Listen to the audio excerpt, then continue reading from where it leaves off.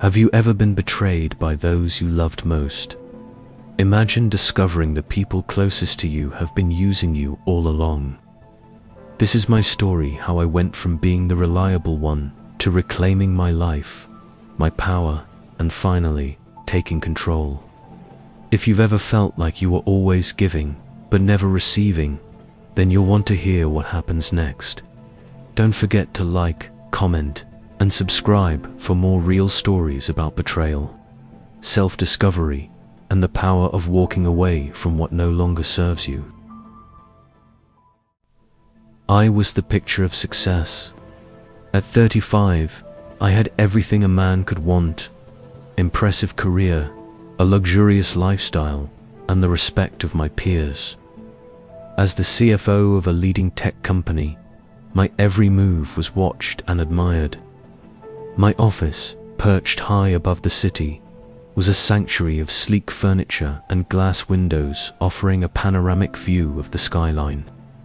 To the outside world, I had it all, and for a while, I believed it too.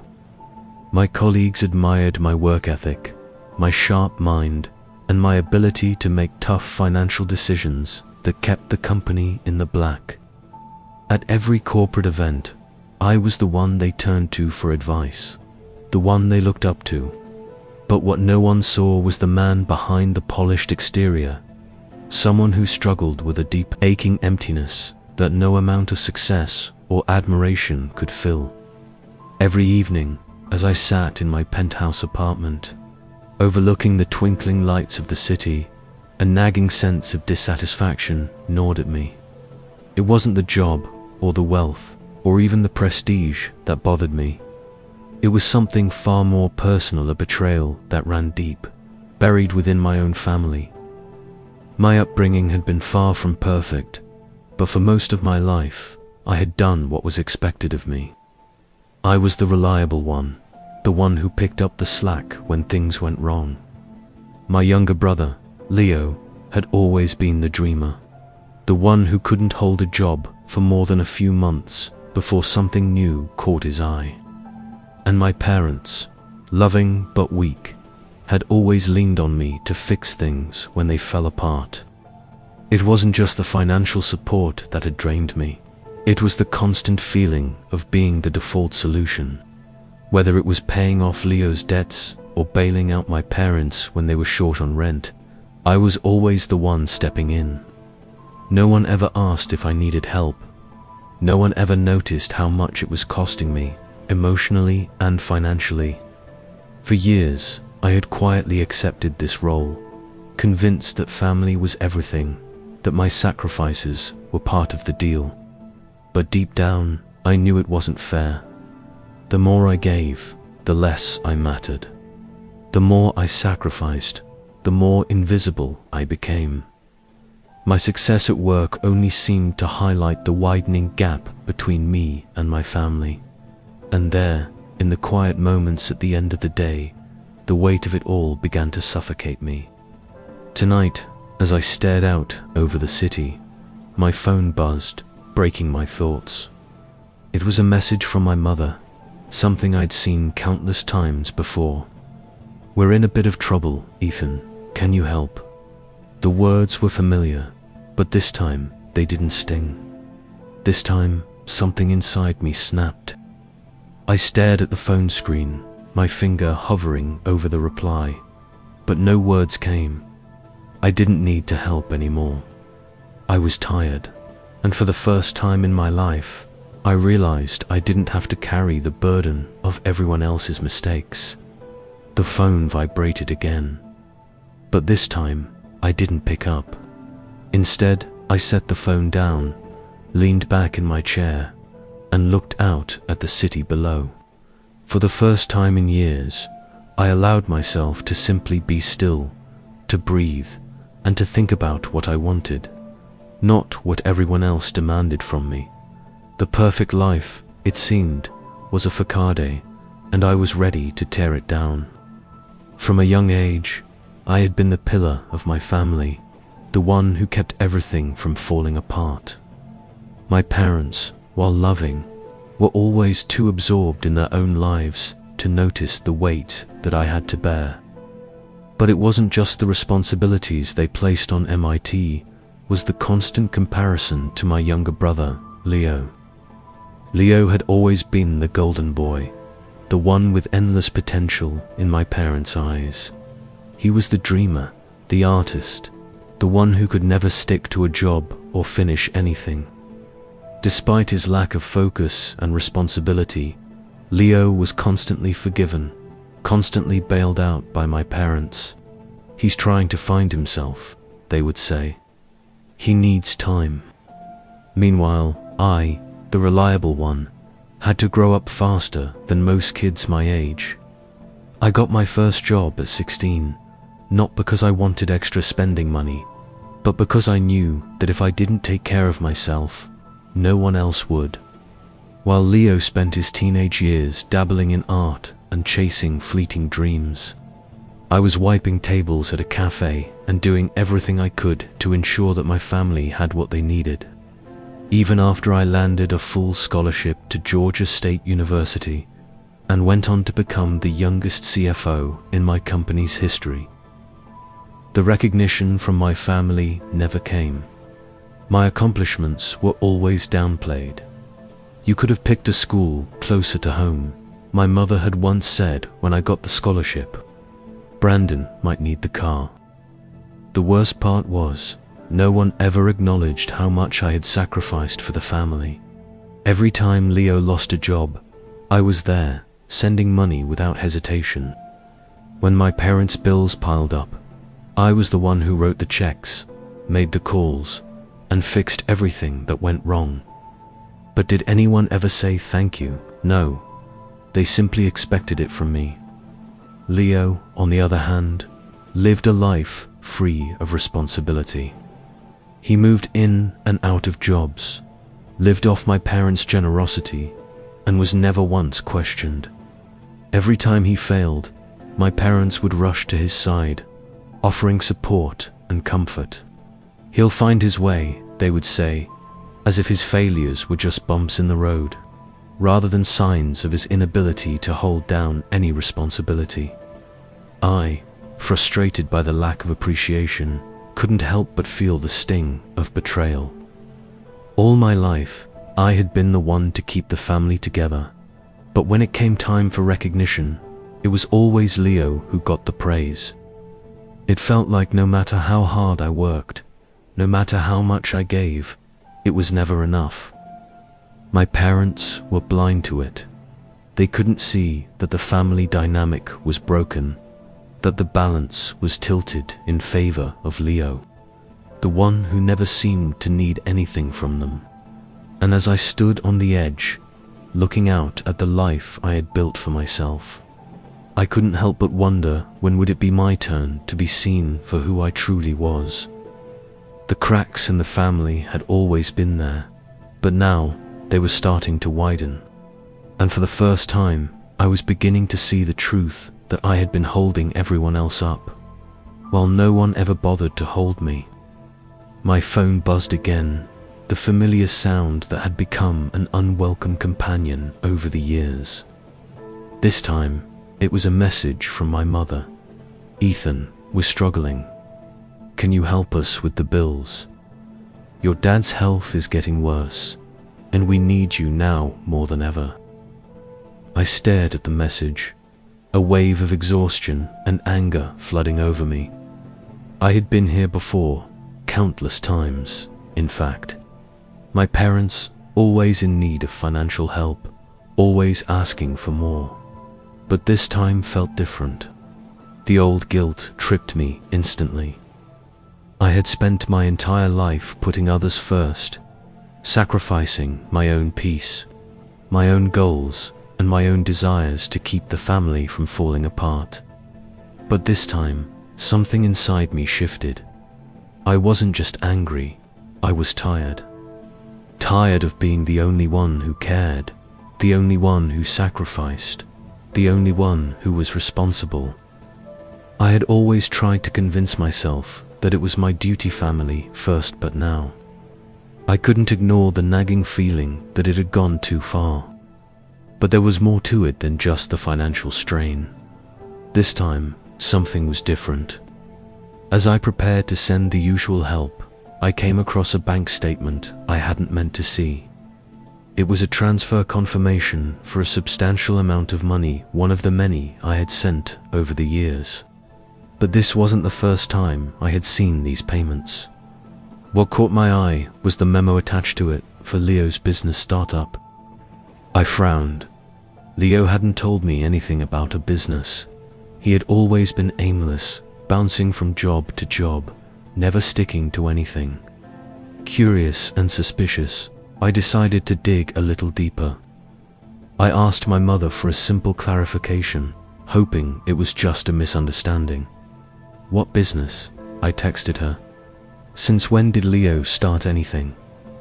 The reply came quickly. "He's just trying to get on his feet. It's a small venture. Please don't worry, he'll be fine." My gut twisted. The more I thought about it, the more the pieces didn't fit. I had sent money for years, never questioning where it went, just blindly trusting that my family was using it for what they said they needed.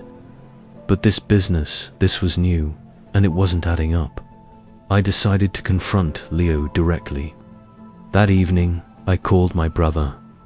The conversation was uncomfortable from the start, but I pressed on. "Leo, I need to know what's going on. You've been getting money from me for years. What are you doing with it? You never mentioned a business before." There was a long silence before Leo responded, his voice careful, almost too rehearsed. I didn't want to worry you. It's not much, just something to try and get me back on track." I could hear the lies in his voice, and it was more than just a little unsettling. "Leo, I've been sending money to cover debts and bills for years. This isn't what I signed up for. What's really going on?" After a tense pause, Leo finally confessed. I've been using the money for my own personal expenses. The business thing, yeah, it's just a cover-up. I didn't want you to find out. I thought I could get out of this mess on my own." I felt my chest tighten. I had always known Leo was irresponsible, but this was a betrayal of a level I hadn't anticipated. My brother had been using the money for personal gain, and worse, my parents had been complicit. They had known all along but chose to protect Leo, leaving me to carry the burden of their lies and deceit. My mind raced, heart pounding in my ears. All the years of sacrifices, of helping them with no questions asked, had been a lie. Leo had been lying to me, and my parents had turned a blind eye. They had allowed me to carry the weight of their mistakes, all while shielding Leo from the consequences of his own poor decisions. The anger that had been building inside me finally boiled over. I couldn't take it anymore. I had spent too many years being the responsible one, the one who always made sure everyone else was okay, while I was left empty. This was the moment I had been waiting for, the moment I had to stop being the savior. Stop being the one who put everyone else first. I stood up, my hands shaking. The war within me was over. I had fought for my family long enough, but it was time to fight for myself. I texted my mother one last time. "I'm done. I can't do this anymore. You've known about Leo's lies, and you've used me for too long. This is where I draw the line. I won't be there to fix things this time." With a final, heavy breath, I hit send. I had walked away from my family before, but this time it felt different. This time, it was no longer just a physical exit, it was a mental and emotional severing of the ties that had kept me bound to a life of guilt and sacrifice. For the first time, I felt the weight lift off my shoulders. It was the hardest thing I had ever done, but in that moment, I knew I had made the right choice. The battle with my family had only just begun, but I was ready to take control of my life for the first time in years. The days following my revelation felt like a whirlwind of chaos and clarity, all mixed into one. My world had been turned upside down, and the anger that had been simmering for years finally erupted, burning everything in its path. I had spent so long carrying the weight of my family's burdens, financial, emotional, and mental, that it felt like my life had been nothing more than an endless string of sacrifices. But now I was done. The final straw came when I received yet another message from my mother. It was simple. "Ethan, your father's back is getting worse, and we need you now more than ever. We can't do this without you." As I read the message, the old feelings of guilt tried to resurface, but this time I didn't give in. This time I didn't feel the need to fix everything. My mother's words, always so familiar, always so urgent, no longer had the power to manipulate me. I had always been the one to step in, to be the fixer, the provider, the one who held everything together. But in that moment, I realized something profound. All those years of helping, whether it was paying off debts, bailing out Leo, or covering my parents' mistakes, had never been appreciated. I had given everything, and in return, I had received nothing but more requests, more blame, and more of the same toxic family dynamic. The rage I felt in that moment wasn't just directed at Leo, who had used me for his own gain, or at my parents, who had stood by and let it happen. It was also directed inward. I had let it go on for so long. I had allowed myself to be used, to be a tool for their convenience. And the worst part was, no one ever told me thank you. No one ever asked how I was doing. It was always about what they needed. But not anymore. I had had enough. I couldn't keep sacrificing my own happiness, my own peace, for a family that didn't value me. The decision was made. I wasn't going to help anymore. I turned off my phone and packed a small bag. I didn't need much. My apartment in Midtown, the one I had barely stayed in, was about to become my sanctuary. I had never truly lived there, always spending my time dealing with family issues. But now, it was my escape. It was time to leave it all behind: my family, my guilt, and the role I had been forced to play for so long. I wasn't just walking out on them. I was walking out on a version of myself that I had long outgrown. As I left my apartment that morning, I felt a strange sense of freedom. The air outside felt different, like a new beginning. I drove through the streets of the city, the weight of the decision settling in, but instead of fear, I felt relief. For the first time, I was putting myself first. I didn't know what the future held. I didn't know if my family would ever forgive me, or if I would regret this decision. But in that moment, I understood something I had never allowed myself to understand before. Sometimes, to heal, you have to walk away. And that's exactly what I did. This was my new life, one where I no longer had to carry the mistakes of others. It was time to rebuild, to discover who I truly was, beyond the role of the fixer, the provider, the invisible man. This was the start of something entirely new. I stepped into the office with the same calm demeanor I always had. But today, something was different. It wasn't just the crisp suit I wore or the confident stride in my step. It was the knowledge that my life had just changed, and I wasn't going to play by the same rules anymore. This time, I wasn't just another cog in the machine. I was playing the game on my terms.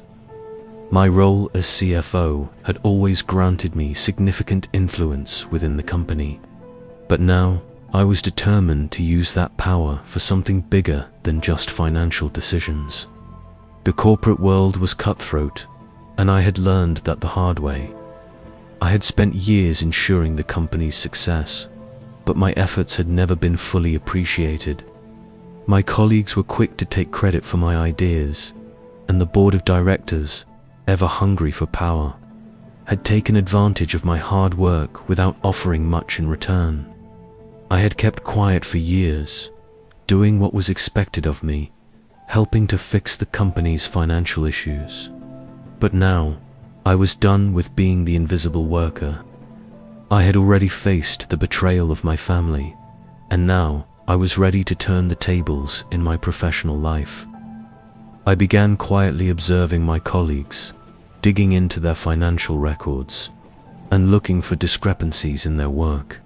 I quickly realized that there were several major mistakes being made: mismanagement of funds, unexplained discrepancies in quarterly reports, and some very questionable decisions being made by senior executives. I had always known that the company had its skeletons, but now I was gathering the evidence to expose them. The more I uncovered, the clearer it became. The same issues that had plagued my family, the deceit, the manipulation, the taking advantage of others, were present here, in my workplace. My colleagues had been covering up their own mistakes, passing the blame to others, while reaping the benefits of their roles. I knew I could expose them, but doing so would mean risking everything. It wasn't just about the company, it was about the game of power, a game I was now fully engaged in. Meanwhile, outside the walls of my office, the calls and messages from my family kept coming. My mother, my father, and Leo, each one of them trying to pull me back into their world of manipulation and lies. My mother's messages were filled with guilt. "Ethan, please, your father's sick. We need you." My father, ever the victim, sent long-winded texts. "You're the only one who can help us now. Don't leave us in this mess." And Leo, he just called non-stop, his voice as entitled as ever. "Come on, bro, you can't just leave us like this. You know how much we need you." Each message, each call, felt like an echo of the life I had just walked away from. But now, I didn't feel the familiar tug of guilt. Instead, I felt an overwhelming sense of freedom. Freedom that came from knowing I was no longer obligated to bear their burdens. I didn't have to go back. I didn't have to fix their mess anymore. As I prepared for the battle I was about to face in the company, I felt more focused than ever. I wasn't just playing for survival anymore. I was playing for control. For the first time, I was in charge of my own destiny. The stakes were high, but for me, the cost of staying silent had already proven too great. This was my moment to turn the tables, and I was ready. In the coming days, I began to subtly shift the dynamic within the office. I started using the information I had gathered to influence decisions, pushing for policies that would give me more power and leverage. I carefully crafted my strategy, all while keeping my true intentions hidden from the others. The showdown was coming, and I wasn't going to back down. My life had become a chess game, and each move I made seemed to bring me closer to a confrontation that would change everything. But I wasn't playing this game alone anymore. It was in the middle of one of these high-stakes corporate battles when I met Isabella Marlowe. Isabella was an executive officer at the company, a sharp, no-nonsense woman with a reputation for being ruthless in the boardroom. She was known for her intelligence and her ability to get things done, but there was something about her that caught my attention. It wasn't just her expertise, it was the way she seemed to operate in the shadows, always observing, always calculating. She had the same quiet intensity that I had developed over the years. But it was clear that she didn't trust many people in the company, especially not the executives she worked with. I first encountered Isabella during a strategic meeting where tensions were running high. The board of directors was discussing a new business initiative, one that I knew was doomed to fail if the company continued down its current path. As I spoke up, proposing a more cautious approach, I noticed Isabella watching me closely from across the room. Her eyes weren't filled with the usual corporate politeness. They were calculating, like she was trying to figure me out. After the meeting, she approached me. "You're playing a dangerous game," Isabella said, her voice low but confident. "But I like it." I was taken aback by her bluntness. "What do you mean?" she smirked. "I know what you're up to, Ethan. You're not just trying to fix the company. You're taking down the people who've been running it into the ground." I raised an eyebrow. "And what makes you think that?" Isabella's gaze flickered to the side before returning to me. "Let's just say I've been in your position before. I know what it feels like to be the one doing all the work, while the ones at the top take the credit. And I know what it feels like to be stuck with people who don't have your best interests at heart." I felt a strange sense of recognition. She was right. I had spent years carrying the weight of the company's problems, only to watch others take credit for my efforts. Like me, Isabella had been playing the game for too long without ever truly winning. "What are you suggesting?" I asked. My curiosity piqued. Isabella leaned in slightly, her voice almost a whisper. "We can help each other. You've been gathering your evidence. I've got mine. Together, we can expose the corruption in this company. And when we do, we'll have the leverage to take down the people who've been using us all this time." I was hesitant at first. I had learned to trust no one in this world of backstabbing and corporate politics. But something in Isabella's eyes told me that she wasn't just another opportunist. She had a personal vendetta, just like me. Her motives weren't driven by ambition alone, they were driven by the same desire for justice, for retribution that I had buried deep inside. "All right," I said, nodding slowly. "Let's do it." From that moment on, our partnership grew stronger. As we worked together, I began to see just how much we had in common. Isabella had a dark past of her own, one she rarely spoke about. She had been manipulated by higher-ups in the company, discarded when they no longer had use for her. Like me, she had learned the hard way that loyalty and hard work didn't count for much in this world, only power did. As our alliance strengthened, so did our bond. We shared our frustrations, our ambitions, and our anger at the systems that had oppressed us. Our connection wasn't just professional, it was personal. And through it, I realized that I had found someone who understood me on a level no one else had. Isabella became my most trusted ally, the one person in the company who saw me for who I truly was, not just the CFO or the fixer, but someone with the drive and ambition to change everything.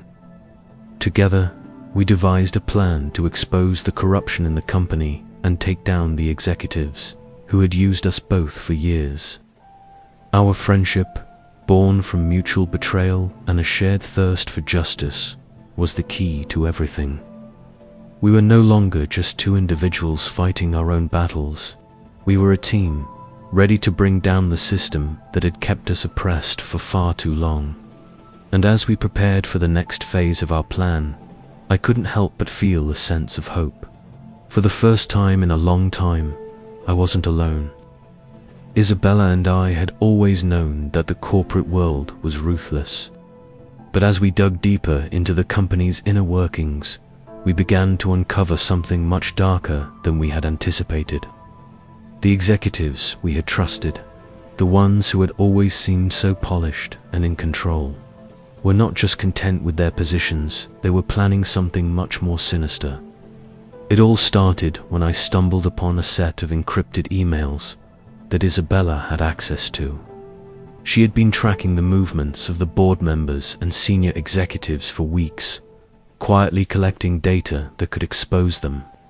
But what she found in these emails sent a chill down our spines. The emails outlined a covert plan by a select group of high-ranking executives to gain control of the company by manipulating its stock and shareholder rights. It wasn't just about wealth, it was about power, about turning the company into their personal empire. They were using insider knowledge to artificially inflate stock prices, then secretly buying up large portions of the company's shares. Once they had enough, they planned to force a hostile takeover, pushing out the current CEO and taking full control. Isabella and I both knew that if the plan succeeded, it would leave us with nothing. Not only would we lose our positions in the company, but the entire structure of the business would be corrupted. The executives would use their newfound power to exploit the company's assets, making decisions that would benefit them alone, at the expense of everyone else, including the employees who had worked tirelessly to get the company to where it was. My first instinct was to go straight to the CEO, to warn him about the plot. But something held me back. I had spent years playing the good guy, the one who always followed the rules, always did the right thing. But now, I wasn't sure if doing the right thing would get me anywhere.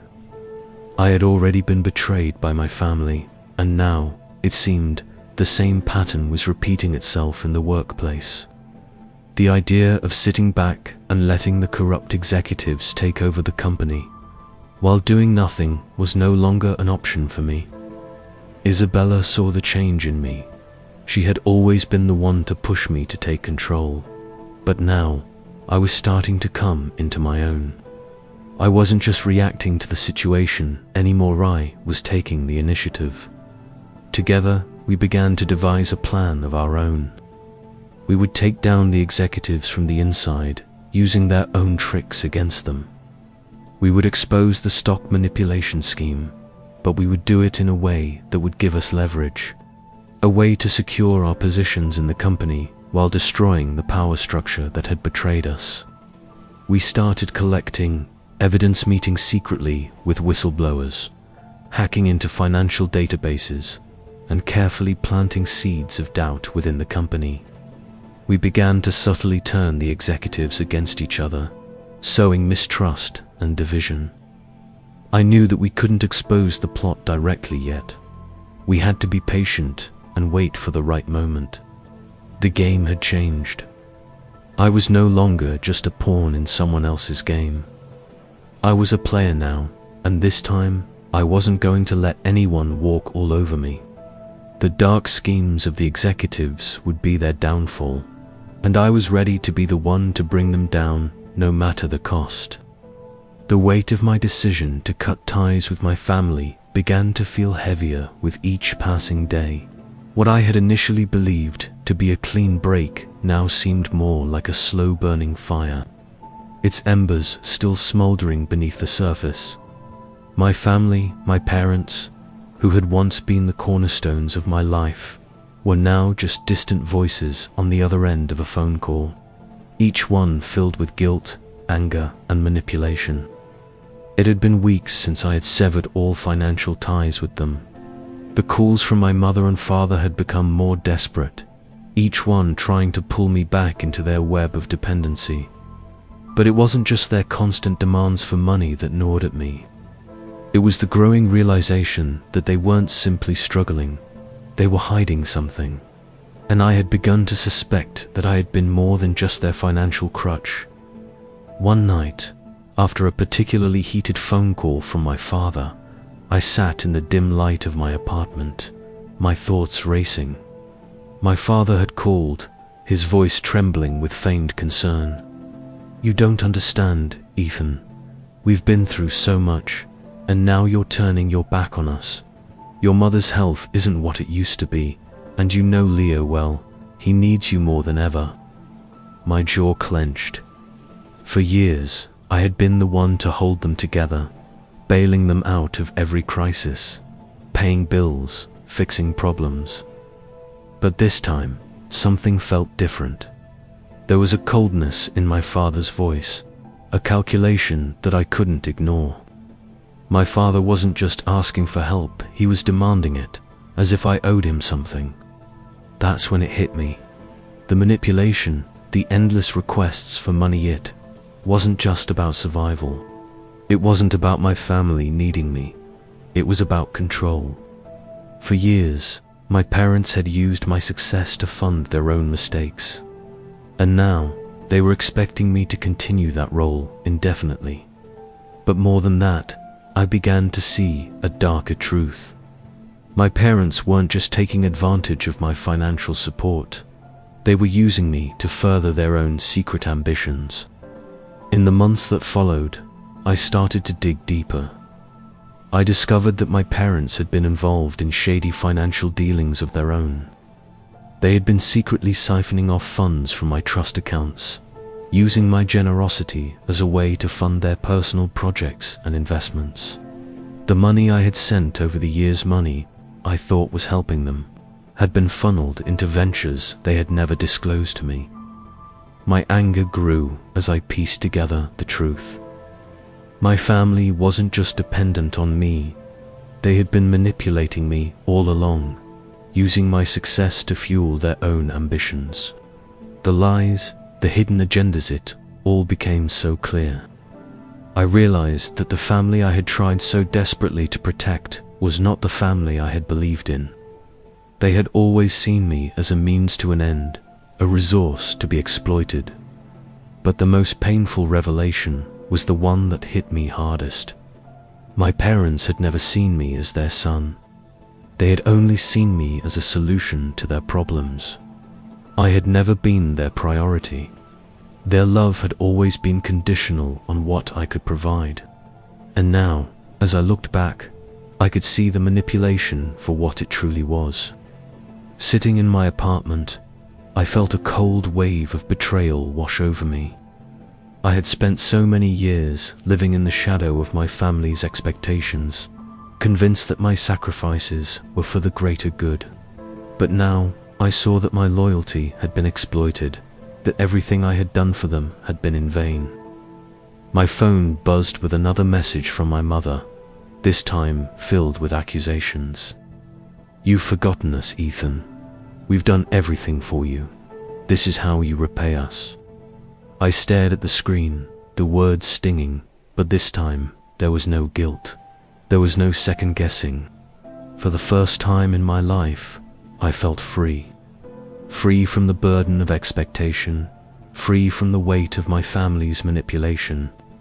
But at the same time, I was haunted by the realization that the people who should have loved me unconditionally were the very ones who had taken everything from me. I deleted the message without a second thought. I knew what I had to do. It was time to move on once and for all. My family had crossed a line, and now I would cross my own. It was time to break completely free, and this time there would be no going back. The final confrontation had been brewing for months. I had spent the better part of the past year gathering information, building alliances, and strategizing for this very moment. The time had come for me to face the people who had betrayed me, my family, my colleagues, and even the company I had once devoted my life to. I knew that this wouldn't be an easy battle, but it was one that I had to win, no matter the cost. Everything had led to this, every sacrifice, every lie, every moment of doubt. I had learned the hard way that trust was a rare commodity in my world. My family had used me, manipulated me, and left me to carry their burdens for far too long. And now, my colleagues at the company were no different. They had played their own games, hidden their true intentions, and taken advantage of my loyalty. But it was all coming to light. It started with a meeting in the company's boardroom, where Isabella and I had carefully prepared our counterattack. Armed with the evidence we had gathered, we were ready to expose the executives who had been orchestrating the fraudulent takeover. The high-ranking members of the board had no idea what was coming. For the first time, I was no longer the passive observer. I was the one calling the shots. When the meeting began, I stood at the head of the table, my presence commanding the room. "I have gathered evidence of illegal activities within this company," I began, my voice steady but firm. For months, certain executives have been manipulating stock prices and orchestrating a hostile takeover. Today, I'm here to expose you all for what you are, frauds. The room fell silent as the board members exchanged nervous glances. I pulled up documents, emails, and transaction records that clearly showed the executives' schemes. The shock in the room was palpable as each revelation hit harder than the last. The betrayal was not just from my family anymore, it was from the very people I had worked beside for years. But the true test came later that evening, when I received a call from my brother Leo. The voice on the other end was hesitant, almost desperate. "Ethan," Leo began, his voice cracking, "I know what you're doing. I know you've uncovered everything.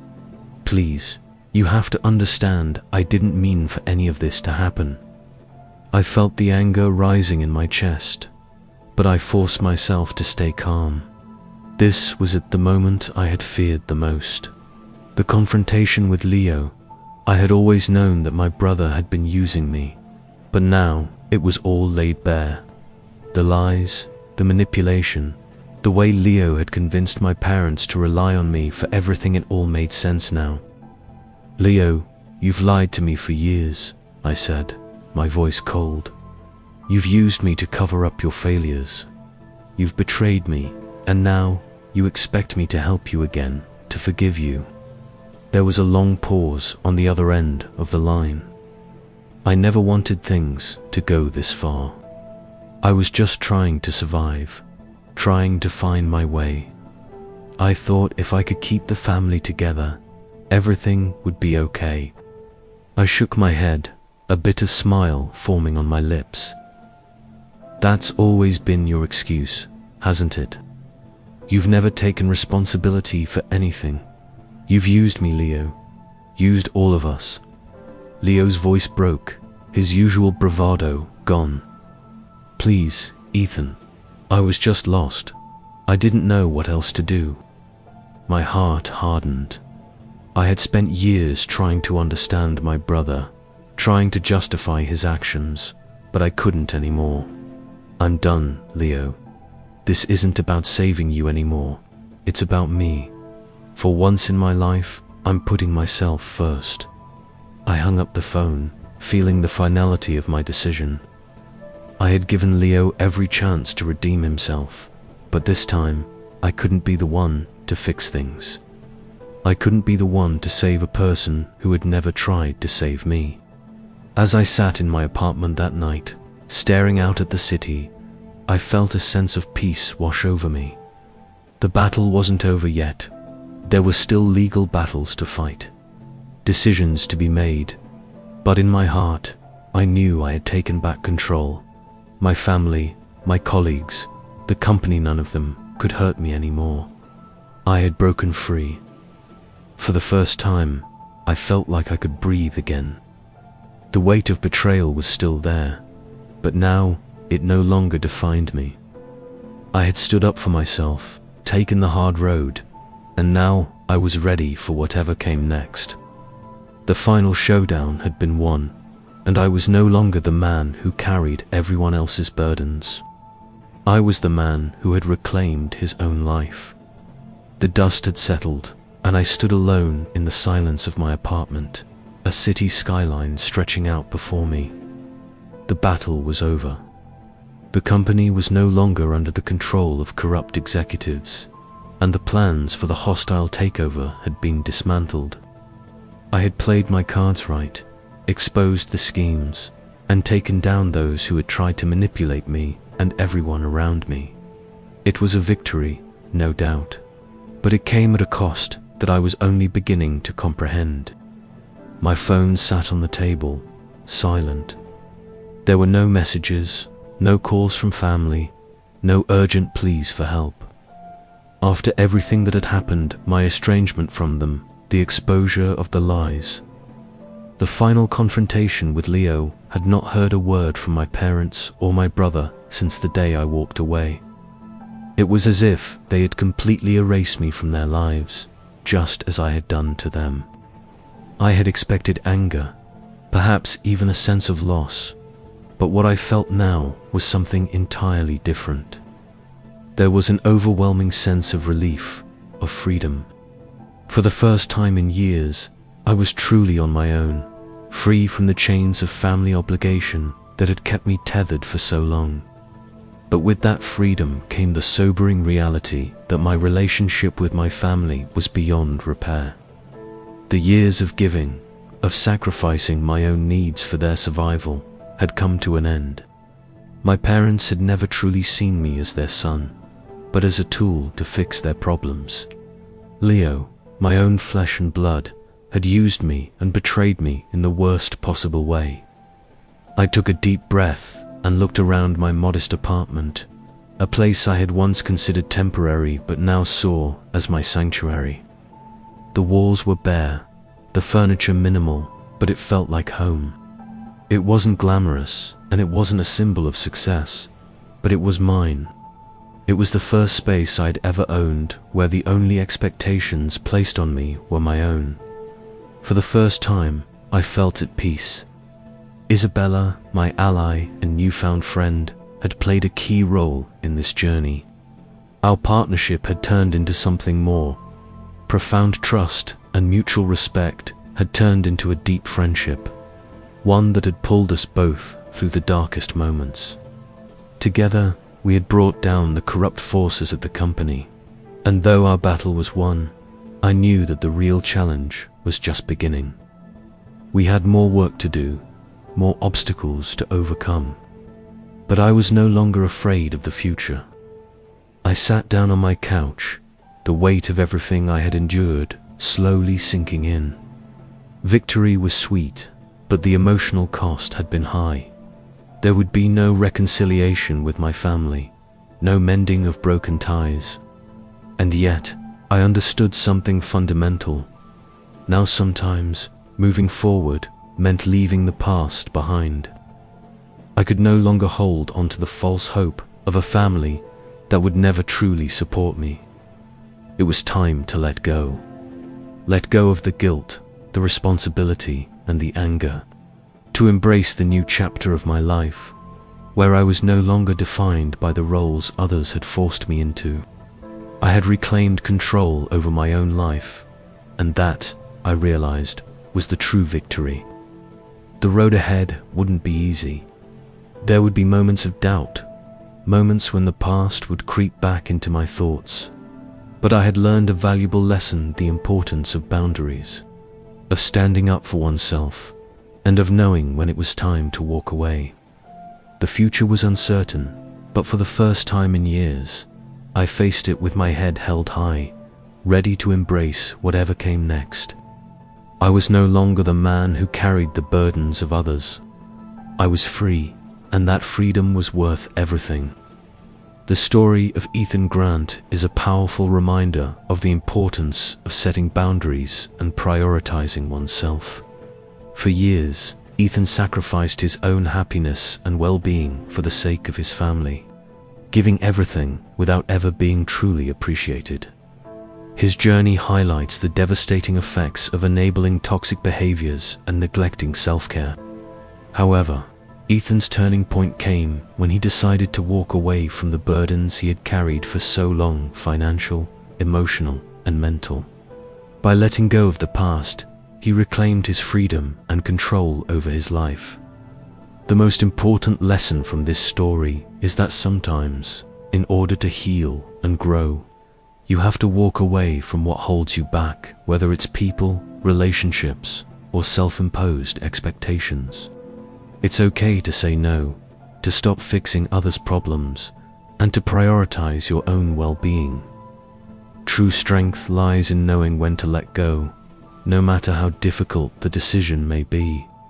In the end, Ethan learned that real success is not just about career achievements, but about finding inner peace and living authentically.